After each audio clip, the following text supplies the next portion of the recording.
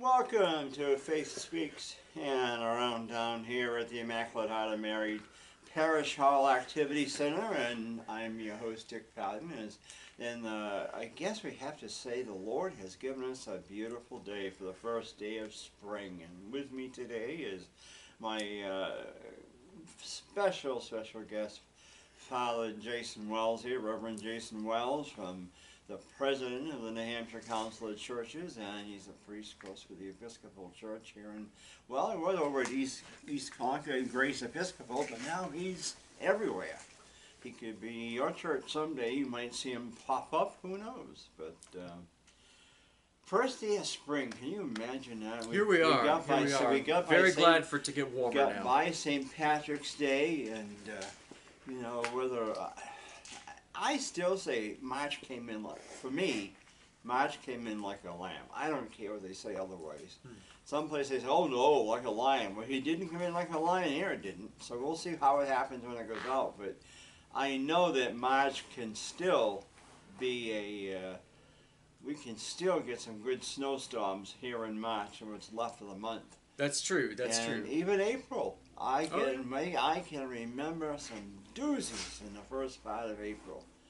But at least, we can always say at least it won't last. But Right.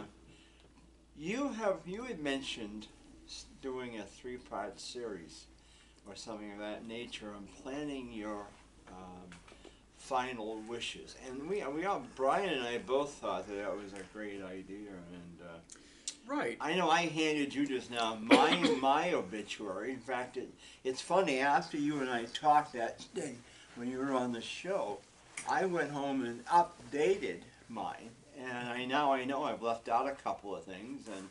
And someone said, well, they don't print all that. Well, that's whatever.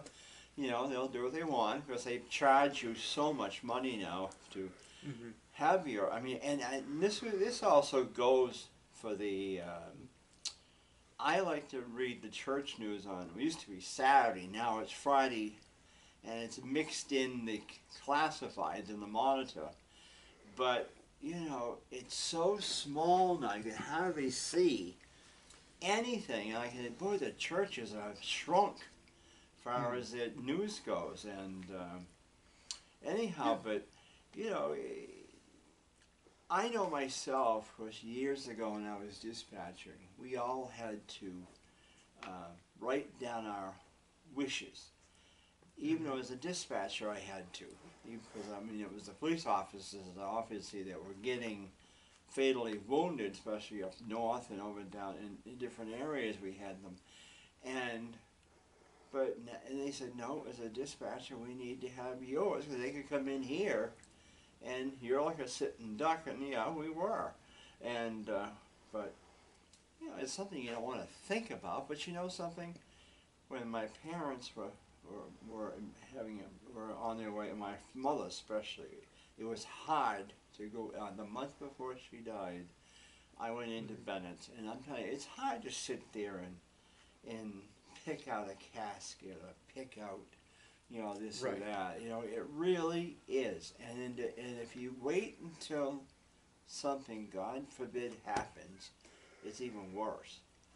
And you know, and even then, the day it does, there's always changes you've got to make. But at least you have something down in print that you can go by.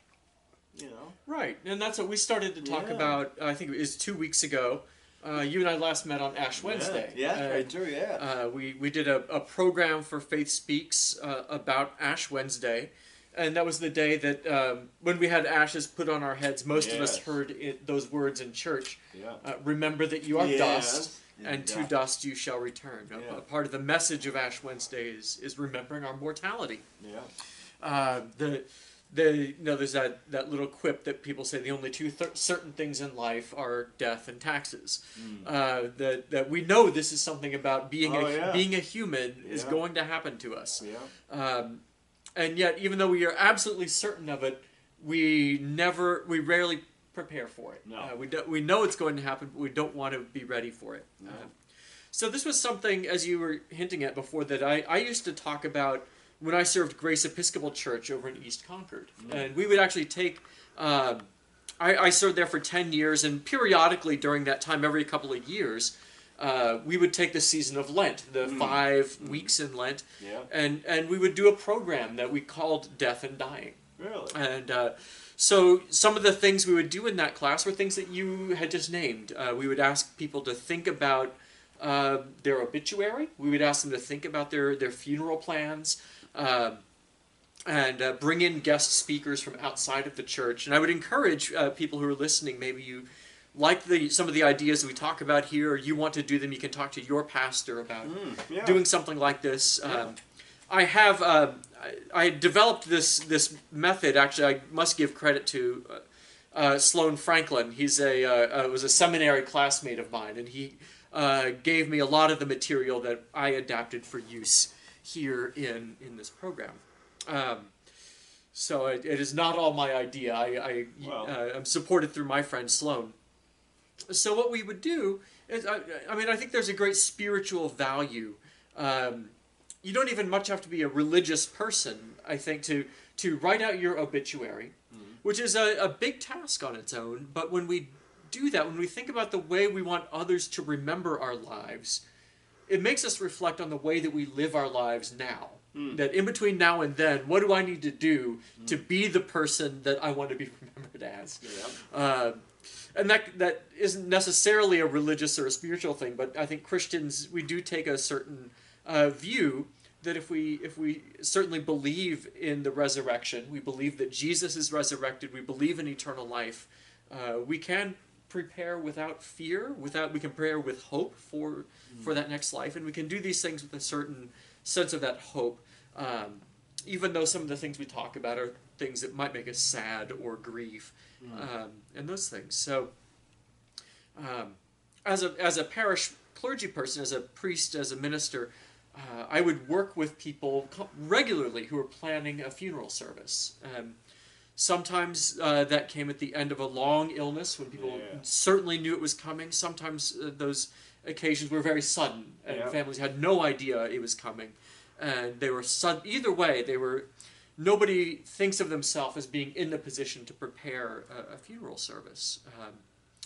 Sometimes, you mentioned some conversations at a funeral home about planning those details, or planning the funeral mass or a funeral service itself. Those things involve lots of decisions. There's a lot of things. There are a lot of things to talk about. And the emotion of the moment is very high, so it makes difficult decisions more difficult. It does. So planning these things takes a burden off. I told you the story a few weeks ago. One of my favorite stories of this was from a parishioner I had named Tim Woodman. He was a long-time Concord guy.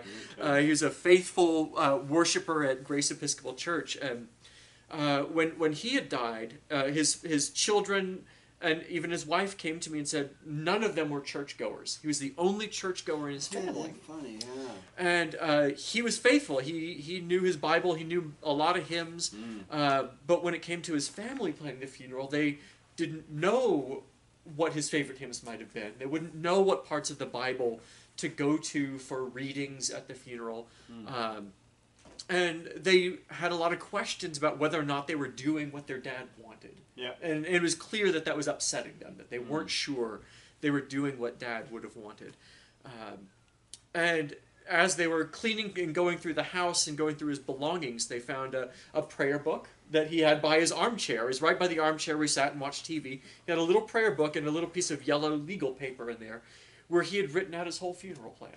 The Bible readings he wanted, the hymns he wanted sung, the order he wanted things in. Did he want to have communion or not? Did he want a mass at the funeral? What did he want done at the graveside? And the children found that. And first of all, it was a huge relief for them because they didn't have to plan all of those details. Those hard questions were already answered. And it was a big gift for them because of that. But the other part of it was that they knew exactly what their dad wanted. And they could take some... It really was... There was a real visible relief in the room when they knew they were doing what he wanted. This is how he wanted to be remembered and sort of sent off into the next life. And so it had a spiritual meaning for them in that way. So some things that we would do during those couple of weeks was we would spend 1 week. Usually, we would spend our first week just talking about death and reflecting on it. We'd read some Bible passages.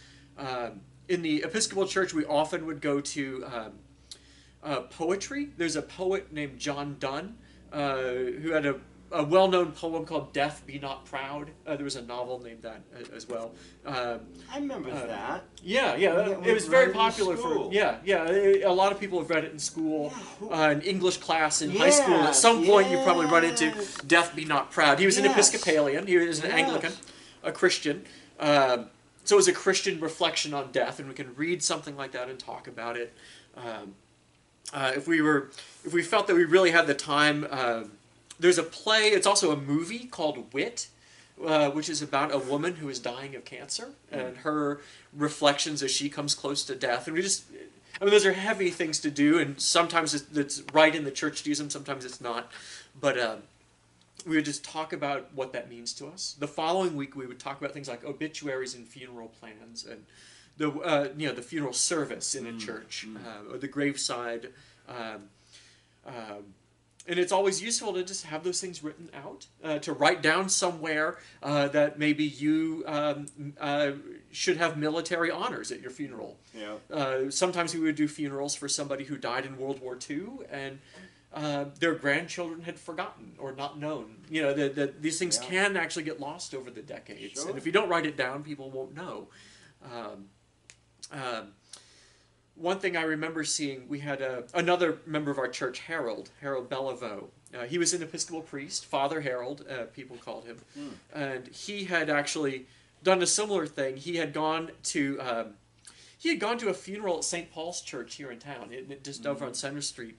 And he walked off. I guess he thought it was nice. He just walked off with the funeral bulletin and took it home and got a pencil and would put a check mark by the stuff he liked.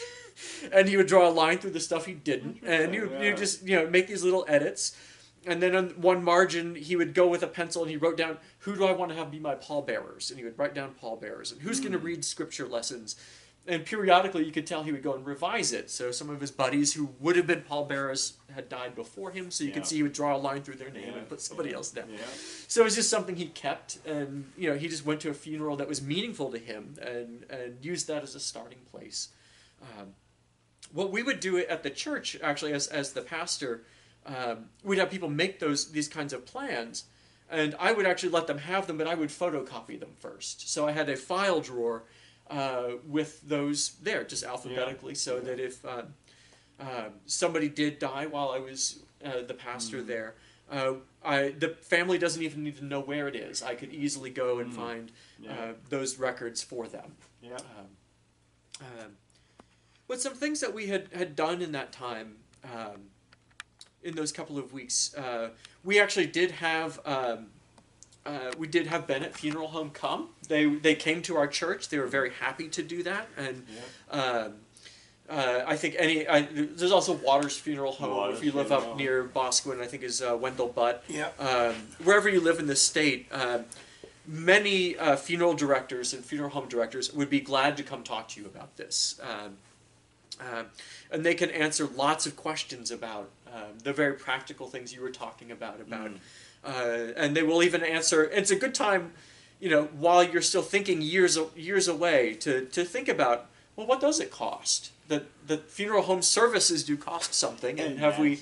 Maybe your life insurance includes a provision for that, but it's a good time to kind of ask those kinds of questions about things. I can remember when my grandfather died in '66, on February 3rd, and it was cold. And of course, my grandmother, nothing had been prepared, and it was very unexpected. And of course, Mr. Boutwell, he owned Boutwell's Funeral Home on North Main Street, right where now there's a bank, I think a bank in there or something. Because between the Chinese restaurant, then there was a house, then there was another funeral home called Rowe Funeral Home, R-O-W-E. Okay. Then there was Boutwell Funeral Home. And of course they were busy, and that's where, what, I'm trying to think, what is in there now? Is it Merrimack County, not Merrimack, is it Merrimack County Savings? Is in there, it's a branch in there.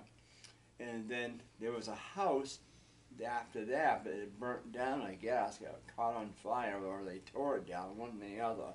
And now it's a parking area in there. But anyhow, Mr. Boutwell, of course, he was in his probably 70s or whatever. He came to the house at night, and they sat there and tried to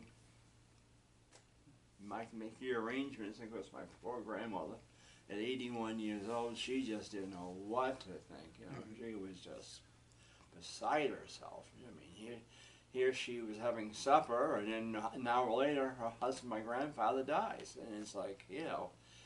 But anyway, and then the next day, my mother and my aunt and another aunt, they went down to the funeral home and picked out the casket and the clothes, took down his clothes that he was going to wear, and you know, it was just, you know, it was a lot more than you realize. Of course, for them, because they were not churchgoers, so they had it on Saturday in the afternoon at 2 o'clock, I guess. And and then of course the burial was Concord buries in the wintertime, which is good. And that's where it was, and it was cold. Oh, it was cold. But anyway, that's what it was back those days. And now everything is usually done ahead of time, because you kind of plan, as you say, your life insurance. Right. There are bigger questions, some other questions to answer that are there, which might not have been before.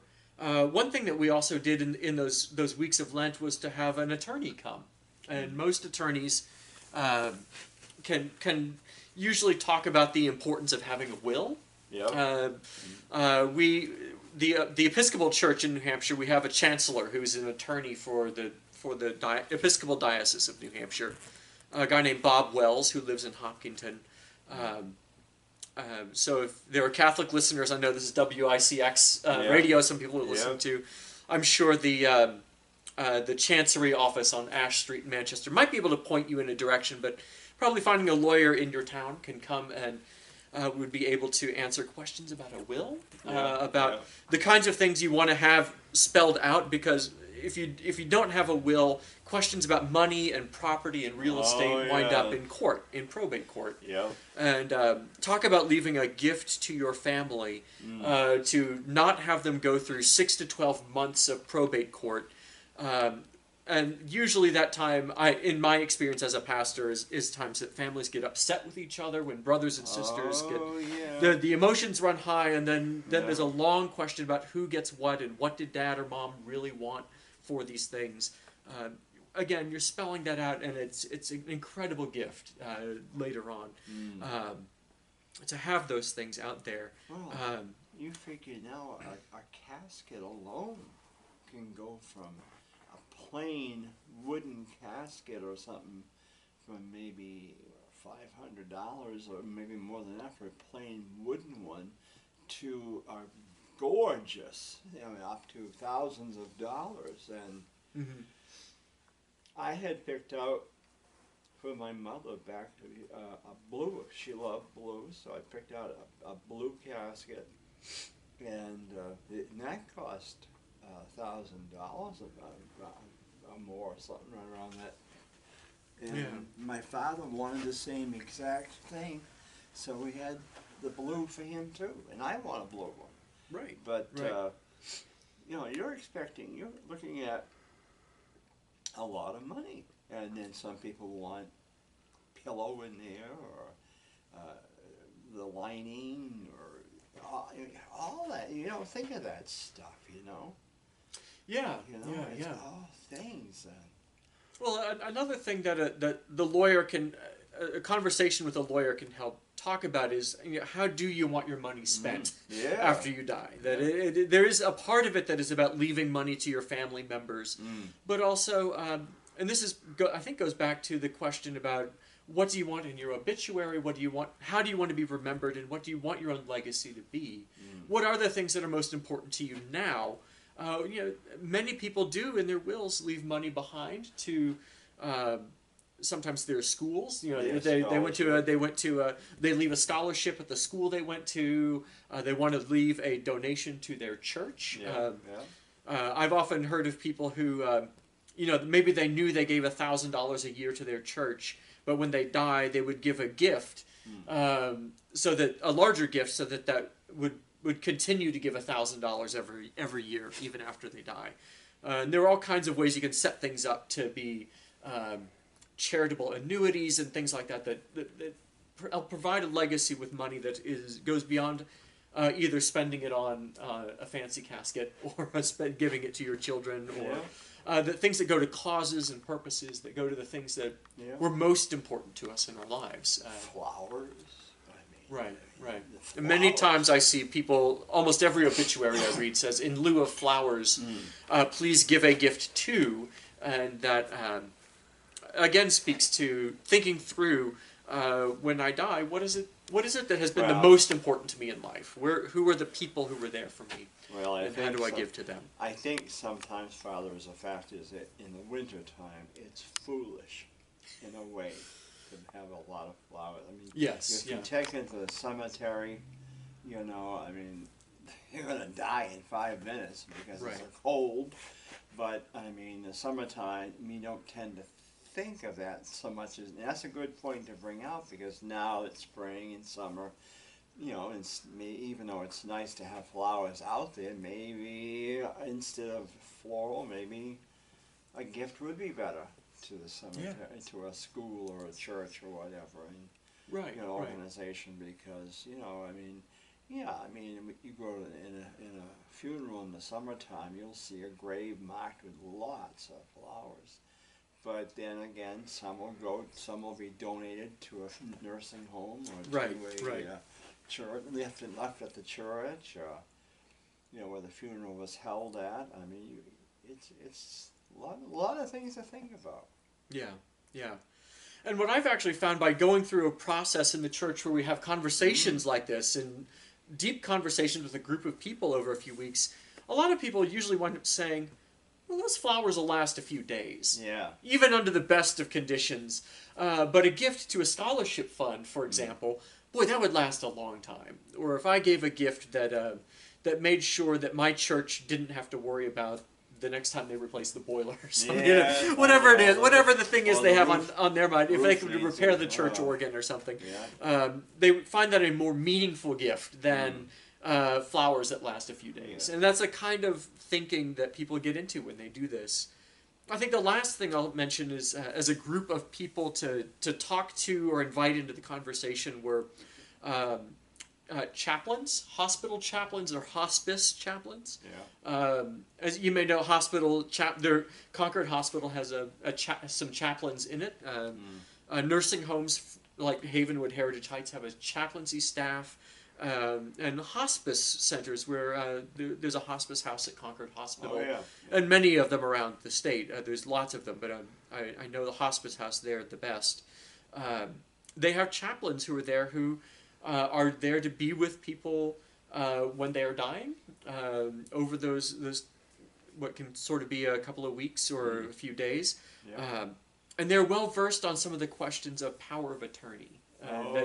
That as we may go to the hospital, if we become unconscious, if we are in our dying moments, who can make decisions for us?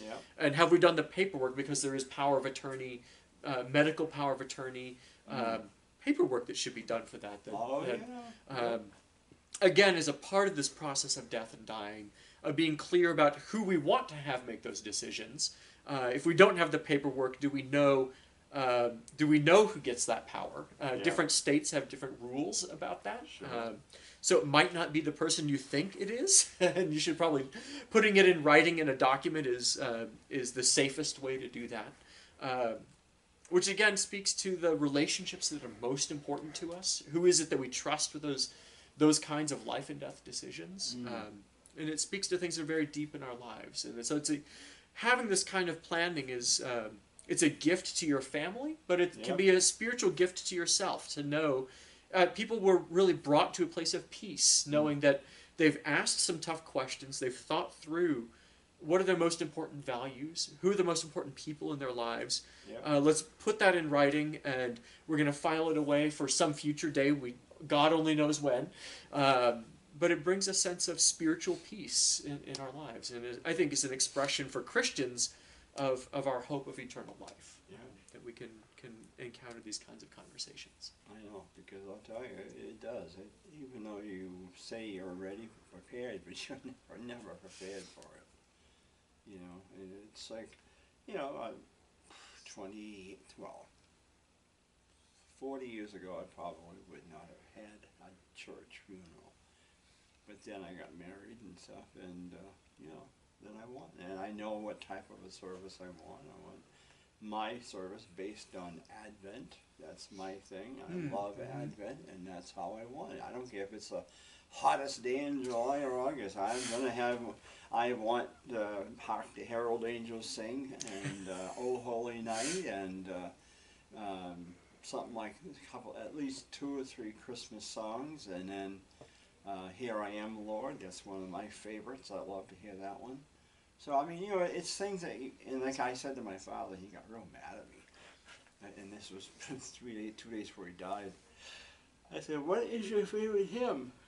Excuse me. And I was shocked when he come out and said, The Old Rugged Cross. Now, that's one that I sang as a kid. Right. At First Baptist when we went there for Sunday school. But I have not sung that. I hadn't heard that one in years. And so I said, well, that's good to know. What? You know something that I don't know? No, it's just that, you know. But anyhow. Well, we're coming down to 2 minutes, but it is something that, you know, it's nice to be able to sit and talk about. And next time we meet, we can talk about the actual planning or whatever, or who's going to do what. What, you know, say what or what. I mean, it's a lot of thinking, because especially if you don't have much family, you know, you still want to have what you'd like. Or say, like, if you have a large family and you got all these, well, oh no, I know what they want. Oh no, I know what they want. No, they want this. Mm-hmm. Wait a minute here. You know, they've specified what they wanted, and you know, so it can be a troubled time. So this would hopefully bring a lot of peace in troubled times. That's the point. I hope so too. So. Well, in that regard, we will come to a close of Faith Speaks with Father Jason Wells, Reverend Jason Wells, and if you have any questions before our next segment on this, be more than happy to give him a call, and he will kind of give you his thoughts on it, and maybe things that you hadn't thought about. And you can reach him at, what's your office number? What do you want to? Sure. Find our website that has all of our phone and email stuff, which is nhchurches.org. Oh, nhchurches.org. Yeah. Okay, very good. And he'd be more than happy to help you with it. With that in front, I'm going to come to a close. Thanks to Brian Blackton, my director, and we enjoy the day, enjoy the spring season, and we'll see you soon on Faith Speaks Around Town.